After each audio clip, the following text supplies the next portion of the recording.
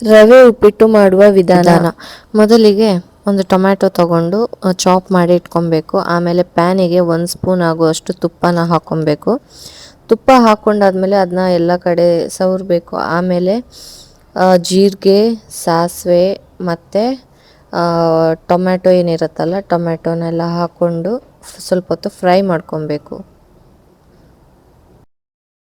Fry ಆದಮೇಲೆ ಟೊಮೆಟೊನ ಒಂದು ಪ್ಲೇಟಿಗೆ ಹಾಕ್ಕೊಬೇಕು. ಹಾಗೆ ಉಳಿದಿರೋ ತುಪ್ಪ ಏನಿರುತ್ತಲ್ಲ ಅದರಲ್ಲಿ ಉಪ್ಪಿಟ್ಟು ರವೆಯನ್ನು ಹಾಕಿ ಸ್ವಲ್ಪ ಬ್ರೌನಿಷ್ ಆಗೋ ತನಕ ಹುರಿಬೇಕು. ಆಮೇಲೆ ಸ್ವೀಟಿಗೋಸ್ಕರ ನಾನು ಇಲ್ಲಿ ಡೇಟ್ಸ್ ಪೌಡರ್ನ ಯೂಸ್ ಮಾಡ್ತಾಯಿದ್ದೀನಿ. ಬೆಲ್ಲ ಅಥವಾ ಸಕ್ಕರೆ ನಾನು ಹಾಕಲ್ಲ, ಉಪ್ಪು ಕೂಡ ಹಾಕಿಲ್ಲ. ಅದನ್ನು ಹಾಕಿ ಅದ್ರ ಜೊತೆಗೆ ಮಿಕ್ಸ್ ಮಾಡ್ತೀನಿ. ಆಮೇಲೆ ಉಳಿದಿರೋ ಟೊಮ್ಯಾಟೊ ಏನು ಫ್ರೈ ಮಾಡಿ ಇಟ್ಟಿರ್ತೀವಲ್ಲ ಅದನ್ನು ಸಹ ಪ್ಯಾನಿಗೆ ಹಾಕಿ 1 ಲೋಟ ನೀರು ಹಾಕಬೇಕು. ನೀರು ಹಾಕಿ ಫ್ರೈ ಮಾಡಿದ್ಮೇಲೆ ಸ್ವಲ್ಪ ತಿಕ್ ಕನ್ಸಿಸ್ಟೆನ್ಸಿಗೆ ಬರುತ್ತೆ. ಈ ಥರ ಕನ್ಸಿಸ್ಟೆನ್ಸಿಗೆ ಬಂದಾದಮೇಲೆ ಟೊಮೆಟೊನೂ ತುಂಬ ಸ್ಮ್ಯಾಶ್ ಆಗಿರುತ್ತೆ. ಸಿಂಪಲ್ ಆ್ಯಂಡ್ ಸ್ವೀಟ್ ರವೆ ಉಪ್ಪಿಟ್ಟು ನಿಮ್ಮ ಮಗುವಿಗೆ ರೆಡಿ ಆಯಿತು. ಇದನ್ನು ಕೂಡ ನೀವು ಮನೇಲಿ ಟ್ರೈ ಮಾಡಿ, ಮಗುಗೆ ಇಷ್ಟ ಆಗುತ್ತೆ.